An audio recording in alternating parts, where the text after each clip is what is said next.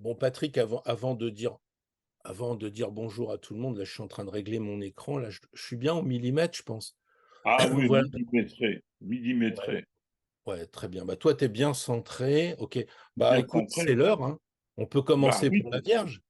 bah, j'ai l'impression que et moi c'est pareil, je dépasse pas d'un côté, de l'autre, je suis vraiment Peut-être tu as le à bouton un fond. peu là, tu pourrais. Ah, excuse-moi, parce qu'avec les Par- natifs de la Vierge, on sait jamais, il faut être parfait, hein. Parfait.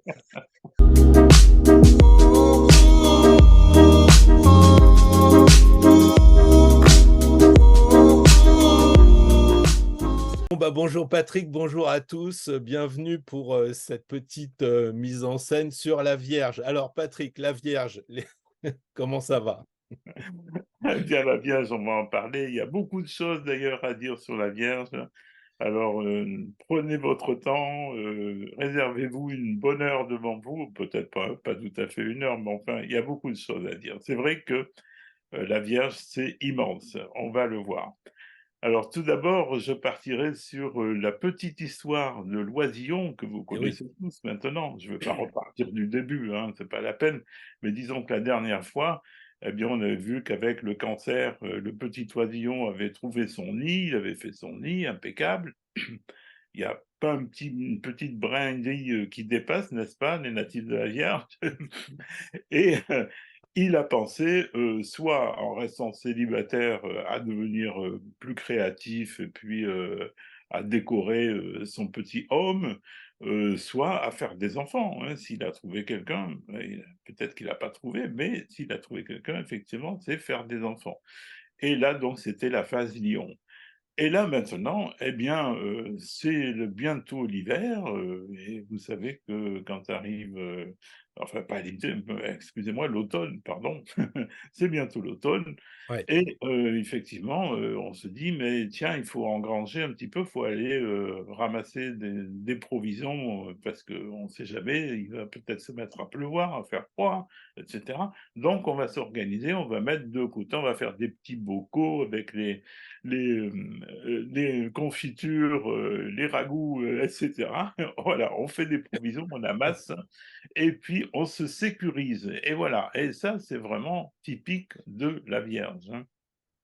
Heu, la Vierge est donc, assez frileuse, par rapport, à l'avenir parce qu'elle s'inquiète beaucoup d'être vraiment parfaite, hein. On cette quête de la perfection, on peut le voir dans l'épi de la Vierge. Vous voyez ce schéma que je vous ai, trouvé sur Wikipédia et qui date donc de -600 avant Jésus-Christ. On voit que, déjà il représentait l'épi de la Vierge avec cette étoile en face ou c'est un soleil, on ne sait pas. Mais enfin, donc, cet épi de la Vierge est resté longtemps puisque dans les constellations, on le représente encore de nos jours. Et alors je me suis demandé justement si c'était pas cet épi de la Vierge qui était coupé là, si c'était pas le caractère de la Vierge que l'on connaît très bien, qui coupe les cheveux en 4. Qu'est-ce que tu en penses, Pierre?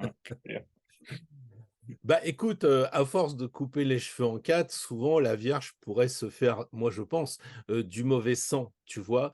Parce que, bah, elle compte beaucoup comme tu viens de le dire. Il faut reconnaître que, il y a une certaine cohérence astrologique, pas coïncidence, mais je dirais cohérence astrologique. Si on commence par le Bélier, donc on sème en Bélier, tu vois? C'est le printemps et quand on arrive, à la Vierge, bah, on récolte et quand on récolte, aujourd'hui, c'est peut-être facile, mais à l'époque, je pense qu'il fallait savoir ce que l'on allait garder pour consommer, ce qu'on allait mettre comme paille au-dessus, de la vache pour avoir chaud l'hiver, ce qu'on allait donner aux ânes pour manger. Enfin, je comprends aussi que c'est un moment intense, pour nos amis vierges de pas se tromper parce que est-ce qu'on va bien passer l'hiver justement? Est-ce qu'on a bien classé la récolte?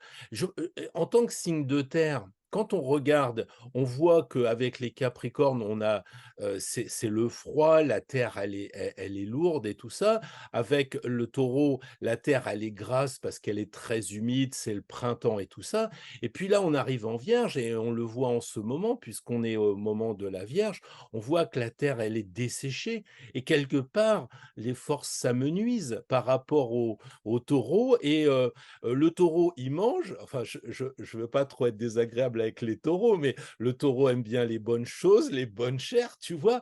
Alors que la Vierge, elle hésite et elle voit que les choses déclinent, en fait. Les forces vitales qui étaient, vraiment, comment dire? Assez intenses quand on était au printemps, tout arrivait, les fruits, tout ça et puis là, maintenant, bah, tout est desséché par le soleil et des fois, je me demande si la Vierge, elle a pas aussi un peu ce caractère desséché, sans être désagréable avec nos amis, mais parce que c'est une réalité et du coup, elle s'isole, la Vierge, par rapport à ça justement de j'allais dire presque de la météo, mais il faut pas leur en vouloir parce qu'ils calculent vraiment, quoi.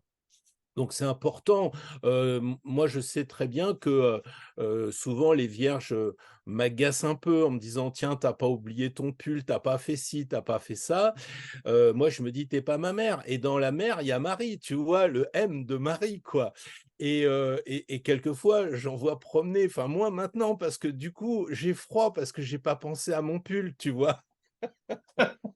Donc là, c'est vrai que les vierges, c'est important, tu vois? Alors ils se font du mauvais sang, ils se font même de la bile et on sait très bien qu'en astrologie, la partie du corps, c'est évidemment cet aspect des intestins où ils se font de la bile et tout et si toi tu as remarqué qu'il y avait des épis dans la Vierge, moi j'ai noté que par superposition, du M de la Vierge, on avait les intestins, je mettrai le dessin, on a le M de la Vierge comme ça avec le gros côlon qui descend et c'est vraiment quelque chose d'amusant en termes de coïncidence, quoi. Donc voilà et je vais finir là-dessus, sur, cette idée de purifier aussi parce que même les intestins font le tri.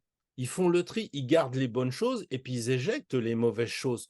Presque juste que c'est vraiment bien fait la nature ou l'astrologie où tout est bien fait, mais on voit qu'il y a un tri avec, les intestins très fort et il y a une idée de purification et ceux qui pratiquent les huiles essentielles, ils savent que c'est la lavande qui est associée au signe de la Vierge.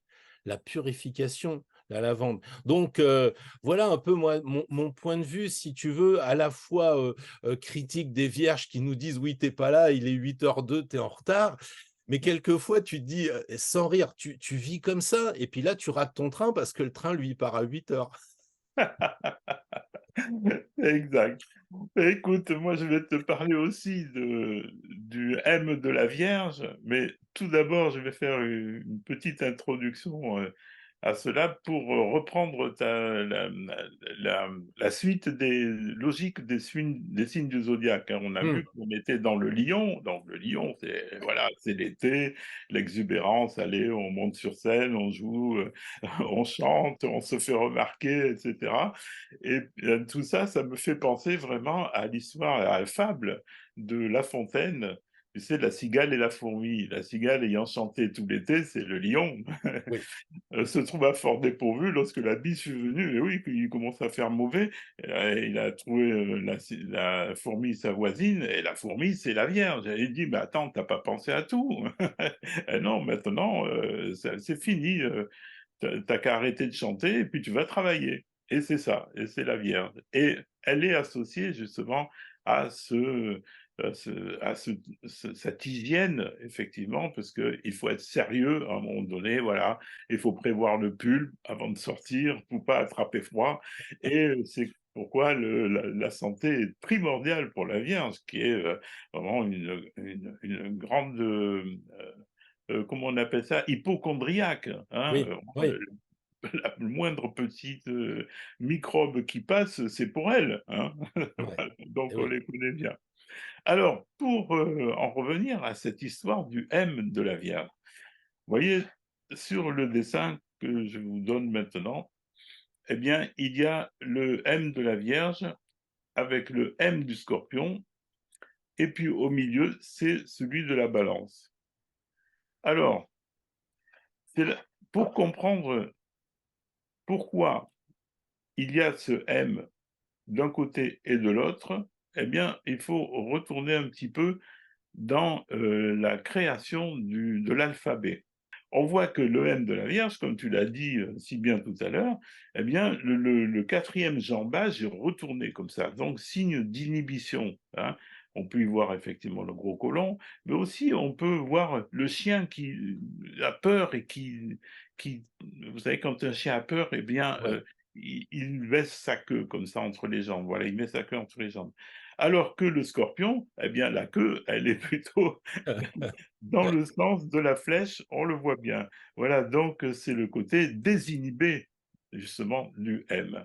Et le M, qu'est-ce que c'est? Eh bien, j'ai trouvé ça sur Wikipédia, qui est intéressant, ça vient du phénicien, le mem, Ouais. qui est la 13e lettre de l'alphabet phénicien en hébreu.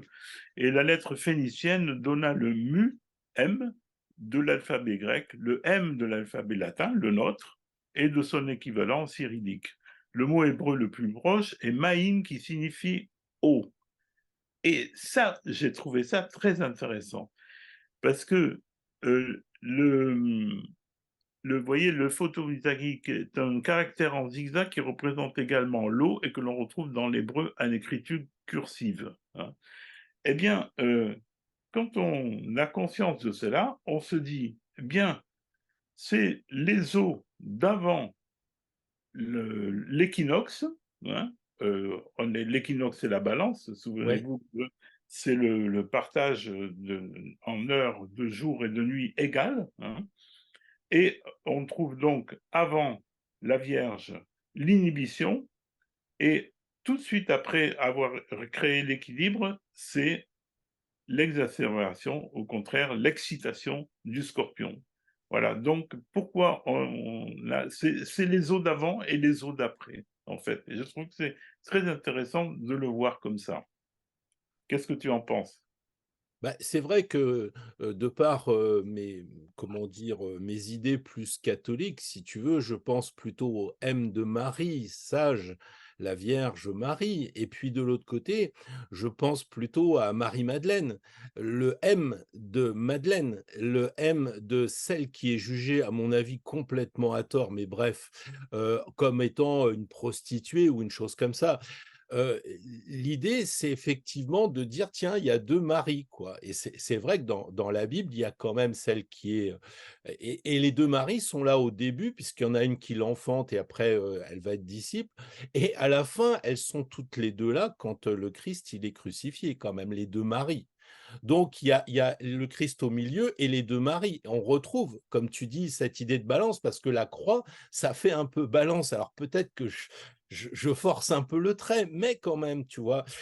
Pour moi, il y a vraiment cette idée de de de passage de la Vierge un peu, comme on dira, peut-être tu vas nous en parler, de la Vierge folle et de la Vierge sage aussi, hein, ces 2 choses-là, quoi. Donc c'est vrai que pour moi, la Vierge Marie, en termes de tarot, je la verrais plus en purification. Tu vois, quand on prend, l'impératrice, par exemple, eh bien, l'impératrice, je parlais de la lavande tout à l'heure, l'impératrice, c'est pas marqué l'impératrice. Sur tous les jeux, les anciens jeux, c'est toujours marqué l'impératrice. Il y a 2 polices où il y a un écart, enfin bref. Et pourquoi c'est l'impair et atrice? Parce que l'impair, ça vient du latin limpere qui veut dire purifier, nettoyer. Et tu vas me dire: «Oui, mais si on parle pas latin?» Eh bien, sur la carte à côté, ici, on a, un bénitier pour purifier, pour nettoyer. Donc je pense que l'impératrice qui est bleu ciel, quoi, il y a beaucoup de bleu. Il y a même, le serpent en bas, enfin, je le mettrai en description, mais, en incrustation. On voit même le serpent où Marie met toujours le pied sur le serpent dans ce qui comme elle est représentée. Donc l'impératrice, pour moi, elle est pas mal. Il y a aussi ce côté protecteur de l'aiglon qui correspond peut-être à Jésus quand il était plus petit. Enfin, voilà, et puis, on parlait tout à l'heure de calcul, et c'est vrai que quand on regarde l'impératrice, elle a une couronne trop grande pour sa tête. Donc c'est comme ça que les quartiers ont voulu souligner cette intelligence un peu forte. Et puis aussi, bah, elle tient son sceptre comme un stylo, comme si elle voulait écrire. Donc je crois qu'il y a vraiment dans l'impératrice ce côté, comment je dirais ça? Calculateur. Elle s'est libéré les cheveux aussi. Et il y a ce côté un peu de la Vierge folle qui va aller vers ce M avec, comme tu disais, peut-être la queue en l'air. Et l'impératrice, elle regarde la papesse et la papesse, elle a un livre. Donc on a d'un côté une dame qui écrit et de l'autre côté, on a une dame avec l'impératrice. Pour moi, c'est la dame qui donne les comptes. Tu vois, c'est le comptable qui dit: «OK, alors là, on vient de faire la récolte, l'année a été mauvaise, je suis désolé». Et là, tu dis: «Mais la papesse, elle est casse-bonbon». Mais non, c'est les récoltes. Mais comme elle fait l'intermédiaire, le problème de nos amies vierges, c'est qu'elles en prennent plein la figure alors qu'elles disent: «Mais j'ai fait les comptes», et elles te donnent tu vois, les livres. Alors les gens, ils s'énervent là-dessus. Et moi, j'ai envie de dire, vous savez, les vierges, s'il n'y avait pas eu les vierges, on ne serait pas là aujourd'hui dans ce pays dans lequel on est, je pense. Parce que les livres de contes comme ça, d'ailleurs, si les amis veulent jouer au tarot, ils ont qu'à compter le nombre de lignes qu'il y a sur le côté gauche du livre, compter le nombre de lignes qu'il y a sur le côté droit. Moi, je vais vous la faire, la Vierge. Après, vous calculez ce que ça fait les 2 et vers quelle carte ça vous renvoie. Ça vous fait 3 cartes. Donc ça vous passera le temps de faire des calculs. Mais je disais, sans la Vierge, on ne serait pas là. Ben oui, parce que évidemment, il y a l'exactitude, de Louis XVI qui était dans les horloges. Alors oui, il comptait, il calculait, ça on voit la précision de Louis XVI, signe de la Vierge. D'ailleurs, les Suisses, d'après ce que j'ai pu lire, ils sont sous les auspices de la Vierge. C'est vrai qu'ils comptent, il y a la propreté en Suisse, enfin tout ça pour nos amis suisses, c'est bien relié. Mais je pense que si on n'avait pas eu des gens comme, par exemple, un des premiers rois qu'on oublie souvent, c'est Philippe Auguste. Quand on regarde les cartes, puisqu'il faut regarder les comptes, eh bien, il a rendu la France 3 fois plus grande après. Après Philippe Auguste, la carte de France, 3 fois plus grande. Pourquoi? Parce que gestion millimétrée. François Ier, natif de la Vierge, la même chose, création des châteaux, Blois, Chambord, et cetera. Richelieu, c'est quand même pas quelqu'un qui rigole, quoi. Mais voilà, il est, dans cette logique de calculer et de donner la grandeur de la France. C'est pas, comment dire? L'avantage des Vierges, c'est quand ils transmettent leur côté, je dirais, mal vu de calculateur, mais alors que c'est vraiment efficace.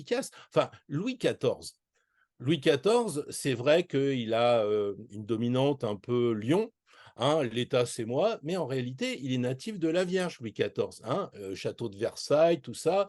Alors, quand on regarde, on se balade dans le Palais des Glaces, là où le je sais pas comment ça s'appelle, la chambre des glaces là, on se dit: «Oh là là, c'est vachement calculé». Le gars, il devait être lion, il devait être Vierge ascendant lion parce que c'est millimétré, les vitres sont millimétrées et puis on se voit dedans, donc il y a vraiment le côté lion avec le côté vierge. Et il disait: «L'État, c'est moi», mais il disait: «Je suis le premier serviteur, le premier fonctionnaire de France», et c'est vrai. Et en tant que vierge, devine qui c'est qu'il avait autour de lui? Colbert. Oui. N'a Ben, Hein? oui, mais parlons-en de Colbert, justement. Là, je vais faire un petit peu l'avocat du Ouais, diable et dire vas-y. que le côté vierge n'est pas toujours bienvenu. Quelquefois, quand il est mal utilisé, parce que Colbert, c'était vraiment quelqu'un qui était très intelligent, bien entendu, mais il a interdit, l'astrologie, à l'université tout de même, en 1666, hein. Alors Bien, bon. ça fait beaucoup de 666. Mais je connais 3 astrologues qui se réunissaient à Montpellier dans le château de Colbert.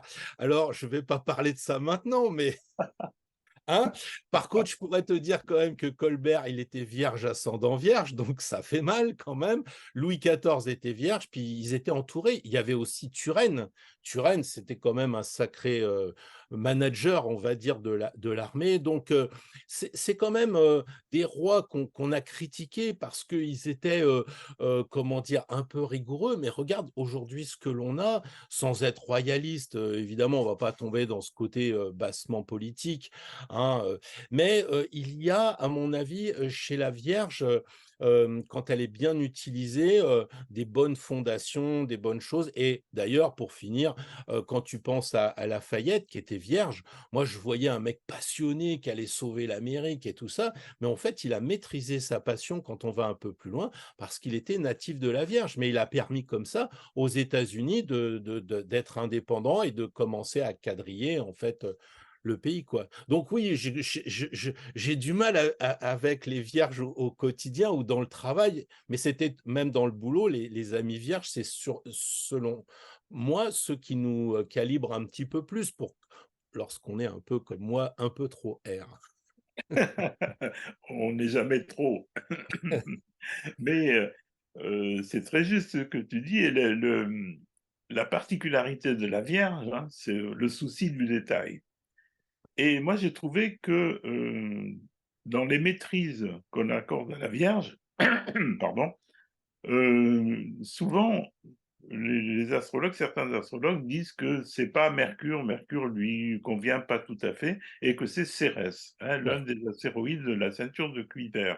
Eh ben, moi je trouve que c'est vraiment pas bête du tout, parce qu'en fait, quand on voit bien le caractère de la Vierge, elle cherche toujours un petit peu à recoller les morceaux un petit peu, hein. Mmh. C'est comme quand on sait que cette, ceinture de Kuiper, est une ancienne euh, planète qui a été désintégrée ou bien qui s'est vraiment volatilisée dans l'espace comme ça et qui a formé tous ces anneaux entre Mars et Jupiter, eh bien oui, on se dit peut-être que la Vierge, justement, elle essaye de recoller les morceaux, de reconstituer le puzzle, parce qu'elle est un petit peu dispersée, donc c'est peut-être pour ça qu'elle a ce souci du détail, de la perfection, de vraiment être euh, irréprochable, voilà, hein, pour retrouver son unicité finalement. Parce qu'elle est à l'opposé des poissons justement qui, eux, c'est un peu le télescope et puis la Vierge, c'est un peu le microscope. Et d'ailleurs, je reviens un peu sur mes gens célèbres. Moi, c'est comme ça que je suis venu à l'astrologie parce que je me suis dit: «Ouais, ça marche ou ça marche pas». Et la Vierge, tu vois la classification des animaux? Ça a été fait par Buffon dans les années de la un peu avant la Révolution française. Buffon, il a classé tous les animaux, les oiseaux, les machins, exactement ce que tu dis. Lavoisier, le père de la chimie, comme on dit, bah, qu'est-ce qu'il a fait? Il a classifié les éléments. On est vraiment là-dedans, quoi. Et je sais pas, 1789, il me semble bien qu'on avait Uranus en Vierge. Donc c'était le moment que le maître soit, mis comme mesure officielle, quoi. Il y avait cette précision avec le maître. Bon après, moi je pense que ça a été découvert bien avant, mais c'est une autre histoire. Mais le maître, il a quand même été mis là en 1789 et des brouettes. Cette précision, la précision comme tu dis, le 11 septembre, il fallait quand même être précis pour viser les 2 tours, si tant est que c'est eu lieu, enfin bon, on va pas rentrer là-dedans non plus.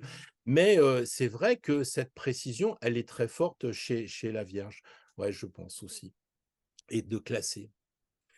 On va parler de Mercure. C'est vrai que Mercure, dans le signe de la Vierge, est Ouais, très intelligent, hein, c'est vrai. Je connais beaucoup de gens qui ont Mercure en Vierge et c'est un mental qui est très précis, justement, qui est à cheval sur les principes, un petit peu, mais dans le bon sens, c'est-à-dire de ne pas raconter n'importe quoi et ouais. d'être vraiment vérifiable. Voilà, il faut toujours vérifier les choses. Maintenant, ce qu'on peut dire aussi de ce Mercure en Vierge, c'est que c'est un petit peu le hamster qui tourne dans sa cage, hein. C'est un mental qui tourne à 300 à l'heure et quelquefois le mental est tellement fort que énergétiquement, la Vierge a toutes les énergies au niveau de la tête, mais souvent elle a un problème avec le bas du corps, hein. Eh bien, ils ont un petit peu du mal à être incarné finalement, hein. Ouais, c'est tout dans la tête et quelquefois, bon, il faut leur conseiller effectivement de faire de la gymnastique, de s'ancrer davantage dans des choses manuelles comme, qui peuvent leur plaire, comme le jardinage, justement la poterie, la peinture, tout ça, qui sont des activités qui peuvent être vierges et qui passent à un niveau vraiment, plus créatif alors qu'au départ, eh bien, c'est cet intellect qui est vraiment très, très, très, très, très puissant. Alors, pour aller un petit peu plus loin, justement, avec les maîtrises, puisqu'on a vu que Cérès correspond mieux, Mercure, oui, il est très puissant dans la Vierge, mais il est aussi partagé avec les Gémeaux. Alors, qui est le plus intelligent? Bon, on va pas faire une bataille entre les 2. C'est complètement différent, une utilisation de l'intellect différente. Mais quand on voit en astrologie initiatique ou ésotérique qu'il y a 2 autres régents qui sont importants, eh bien, là, on peut se dire: «Tiens, c'est intéressant» et là, vous allez voir les natifs de la Vierge, si vous avez votre thème et que vous connaissez bien votre thème, vous regarderez où est la Lune, le régent ésotérique dans votre thème, et où est Jupiter, le régent hiérarchique. Parce que vous allez voir, c'est intéressant. J'ai pris pour exemple le thème de Benoît Poelvoorde, je ne sais même pas comment on prononce ça, parce que c'est belge. Et le thème de Benoît Poelvoorde, il est intéressant puisque, comme vous le voyez, il a un amas en Vierge. Il est natif de la Vierge à 29,41 degrés. Alors, il s'apprêtait à passer en Balance, mais non, il est Vierge. Et il a Mercure, Uranus, Pluton. Alors, Uranus, Pluton, c'est les années 65, c'est normal, hein. C'est cette génération qui, justement, sont des coupeurs de cheveux en quatre, mais qui ont connu beaucoup de problèmes avec l'emploi, avec l'école aussi, parce qu'ils remettaient certaines choses en question. Et Mercure, là, se trouve donc valorisé. Oui, mais alors, un Mercure, on le voit avec un Paul Word qui est vraiment, qui a un franc-parler, quelquefois très incisif, et même très agressif, quelquefois, hein. Voilà, donc, surtout dans son rapport à l'autre, puisqu'on voit que toutes ces planètes sont dans la maison 7. Ouais. Voilà, donc, c'est quelqu'un qui, effectivement, correspond bien à ce type d'intellect. Alors, quand on voit où est sa lune, eh bien, où elle est? Elle est en bélier. Elle est en bélier et c'est une lune qui est quand même positive, même si elle est impétueuse, même si elle n'a pas de patience, mais elle est tout de même en trigone à Mars en Lion, hein. Et je trouve que ça, c'est assez intéressant parce que quand on sait qu'il a joué avec Isabelle Carré dans un film que j'aime beaucoup qui s'appelle Les émotifs anonymes, et où il joue justement quelqu'un qui est émotivement fragile, hein.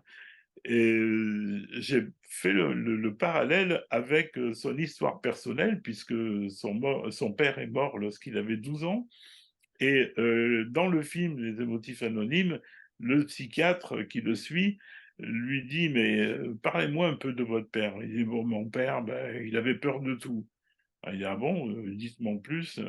Ben oui, il disait souvent cette phrase: «J'espère qu'il ne nous arrivera rien». Et j'ai trouvé ça formidable. Pour le deuxième thème, j'ai choisi celui de Adriana Carambeu, que je trouve hyper intéressant parce que là, on va encore plus loin au point de vue des régents, ésotériques et hiérarchiques. Elle aussi a un amas en Vierge, toujours le Mercure en Vierge, donc cette intelligence très subtile. La part de fortune aussi conjointe, donc c'est là où elle se sent bien aussi, dans la maison 12, peut le voir, le Soleil en maison 12, le Vénus en maison 12, le Pluton en maison 12 collé à sa Vénus, et même la Lune noire, hein.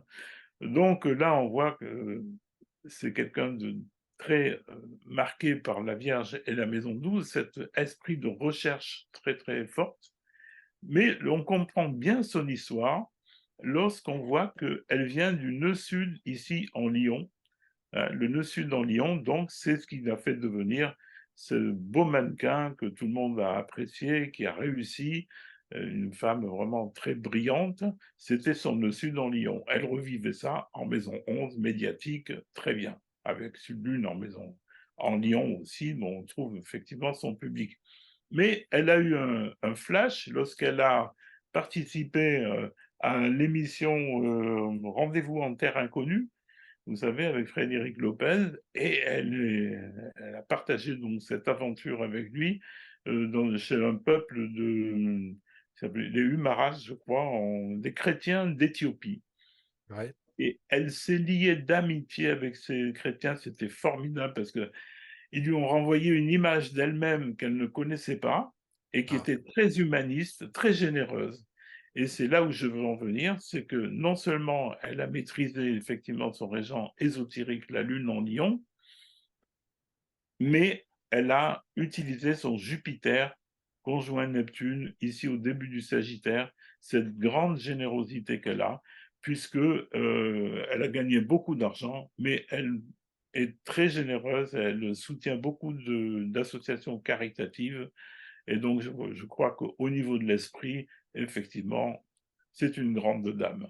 Voilà ce que je voulais dire à propos des régents ésotériques et et hiérarchique.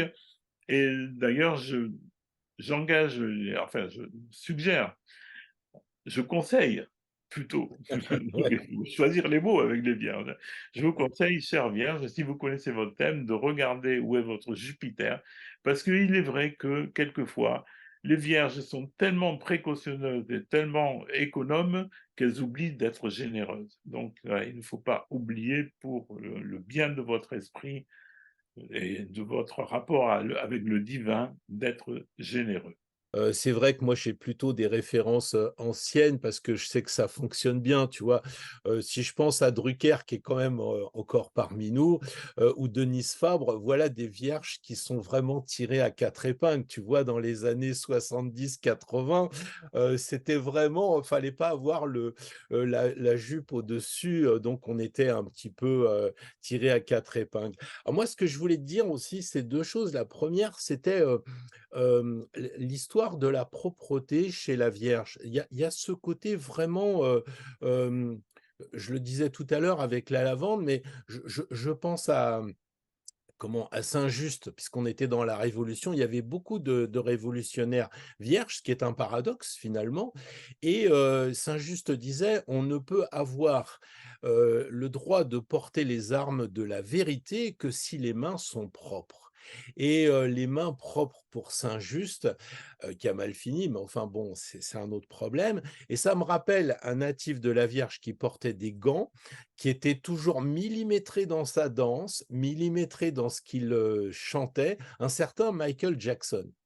Si on regarde Michael Jackson, on se dit les heures qu'il a dû passer avec son moonboat et tout ça, plus il était toujours tiré lui aussi à quatre épingles, hein. Pourtant, c'était une époque un peu post-hippie.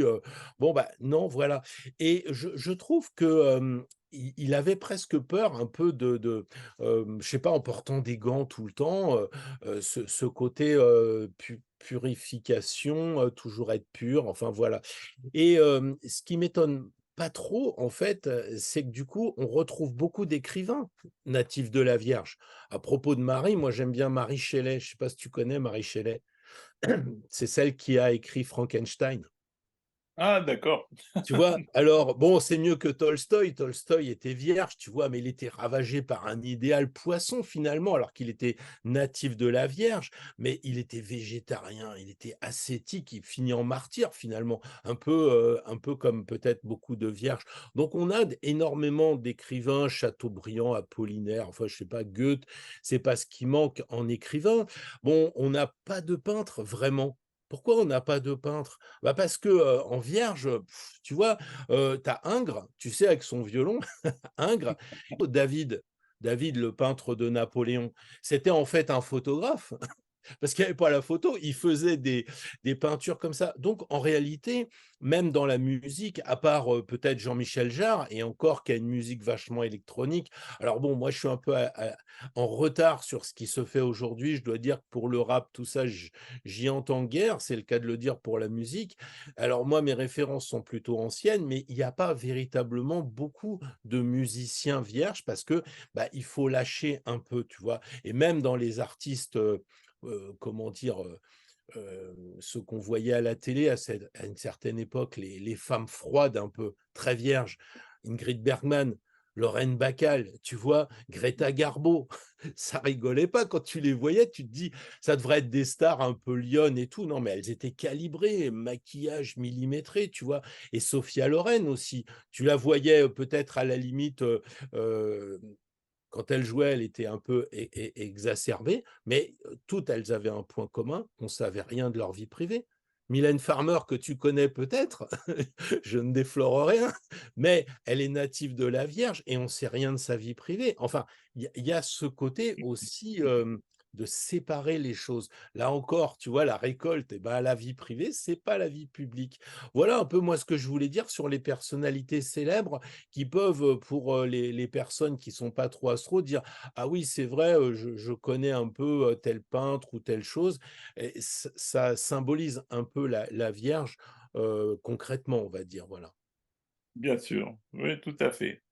Mais tu sais, dans les, chanteuses, contemporaines, il y a pas mal de pointures, hein, dans la Vierge, avec Beyoncé, par exemple, Mmh, Mariah Carey, qui sont des très bonnes chanteuses. mmh, Et c'est vrai que là aussi, il y a ce côté perfectionniste, ouais. qui plaît beaucoup, hein. Vraiment, ce sont des vocalistes, extraordinaires. Bon, pour, Mylène Farmer, je reviendrai dessus parce que oui, je la connais puisque je l'ai eue en consultation à mes débuts, figure-toi. Tu as dit: «Je reviendrai dessus», ça m'inquiète. Voilà, et il est vrai que je vais raconter une petite anecdote à ce sujet parce que c'est vraiment, intéressant. J'avais rencontré son impresario. Il avait lu un de mes articles et il m'avait dit: «Tiens, j'ai vu, vous avez mis le thème de Mylène, heu, sa date de naissance dans votre livre là». C'était mon premier livre sur le natif de la Vierge. Et il me dit: Ça serait intéressant qu'on se rencontre». Donc, il m'avait gentiment invité au restaurant. On avait parlé toute la soirée, et il était passionné d'astro.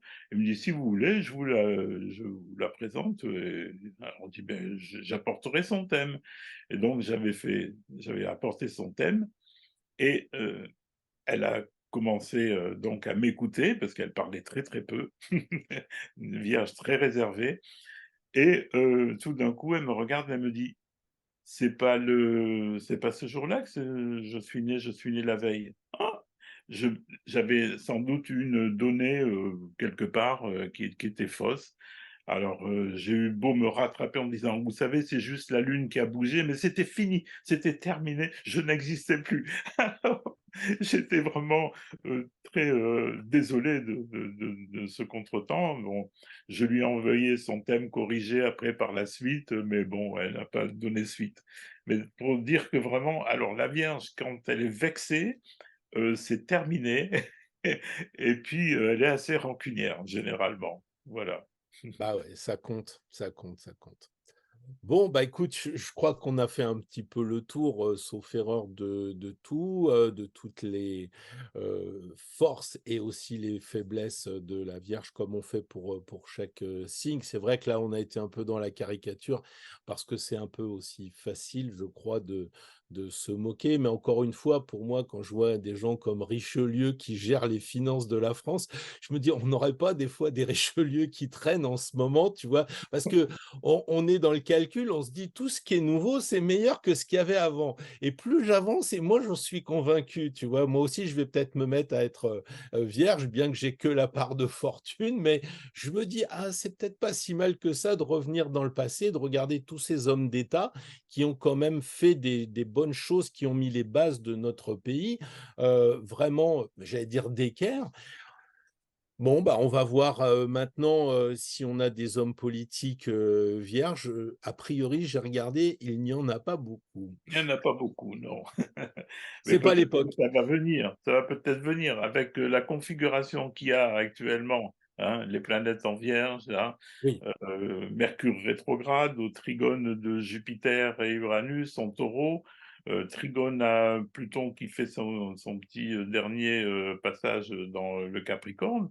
En ouais. ce moment, nous avons un ciel vraiment très signe de terre, très bien équilibré, et je trouve que l'époque est intéressante, surtout à la rentrée. Là, on voit qu'il y a beaucoup de gens qui se motivent, qui proposent des choses géniales, très concrètes, très pragmatiques, donc voilà, ça fait plaisir, hein, Si quand toi, on tu étais, professeur d'astrologie, tu proposerais pas pour la rentrée quelque chose pour les personnes qui voudraient travailler, qui voudraient s'y mettre? Mais merci Pierre de me donner l'occasion de parler de 12 vidéos que j'ai préparé. Là, pendant 3 mois, j'ai travaillé d'arrache-pied sur les PDF, les vidéos et j'ai vraiment, beaucoup de plaisir, à présenter ça, aux élèves motivés, qui sont un petit peu avancés en astrologie, bien sûr, mais du moment qu'on sait, établir des cartes du ciel et les interpréter de façon globale, je crois que les sujets que j'ai, développés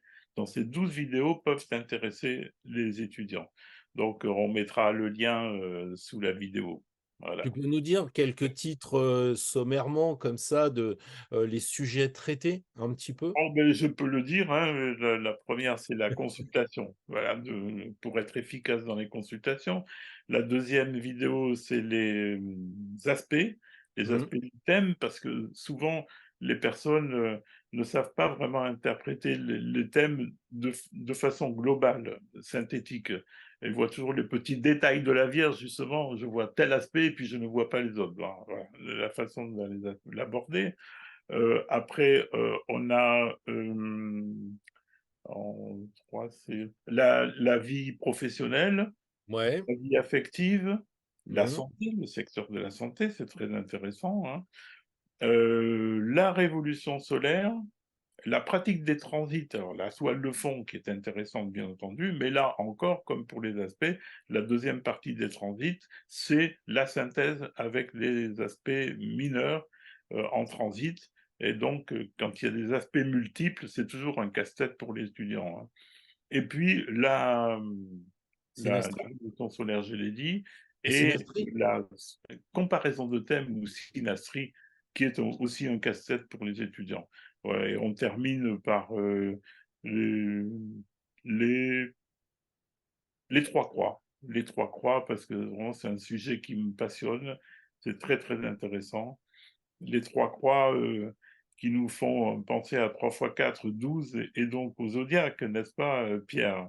Ah Et moi je ça nous ramène encore à la carte, Tu voilà. sais, les 3 croix, elles sont là pour moi, en tant que tarologue. Il y a pas de hasard. Bon, enfin Voilà, bref. voilà.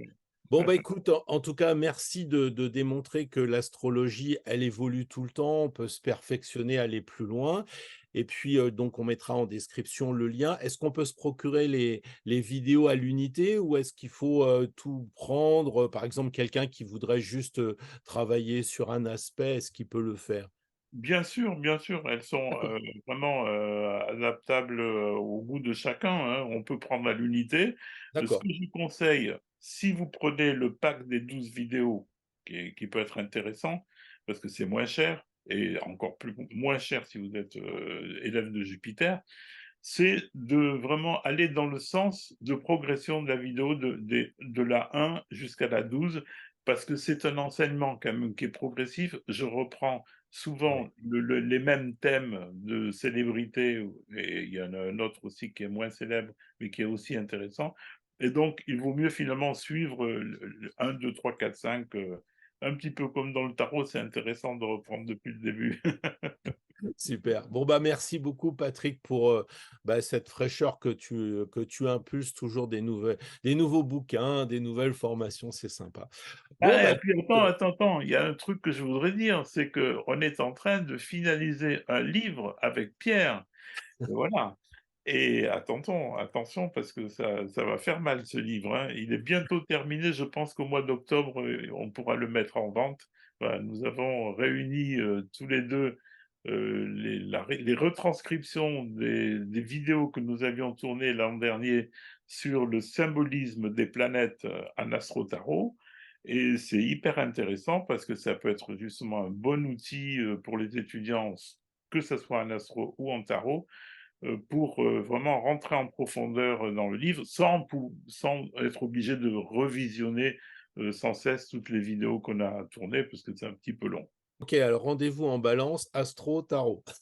Ça marche. Exactement, Bon, c'est bah, parfait. On est dans un monde parfait, Pierre. 2,50 g et 3h26. Bon, bah, écoute, merci Patrick d'avoir bien voulu rigoler, sur ce moment encore, aux dépens de la Vierge, mais c'est pas grave et puis on se dit, bah, à la prochaine justement pour le signe de la Balance alors. Oui, mais n'oubliez pas, on vous aime, hein, les vierges, hein, il y a pas de problème, hein, ne vous inquiétez pas. Ça marche. Allez, À bisous. bientôt. Au Ciao, revoir. ciao.